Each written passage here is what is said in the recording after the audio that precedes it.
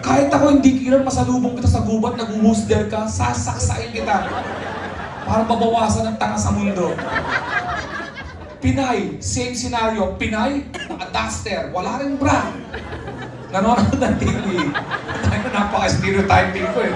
Kailangan ko mag-duster ha. Pasensya na. Baka mamaya, yung take home yun, na-open kami kagabi dahil naka-duster daw mga Pilipina. Oh my God, naimbestigan ako ngayon sa Boyabunda. Wala bang car wash dito na...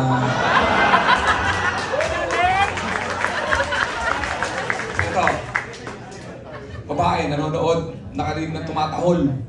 O ano gagawin ng babaeng Pinay? Sisilip sa pinto, titinan yung aso, utsak, ingay mo! Babalik sa TV manonood. Nakita ko yung mukha nito ni ano paano mo ulit? Ha? Nessa. Ngayon din ako kinurek, kinakamit ko, Desa. Tanong mong babae ito. Anong ang yabang niya na? Nessa! Ba't hindi mo ako kinurek kanina? Pero hindi, may ganti ako sa inyo. Alam niyo ba, habang nag-joke ako ng aso,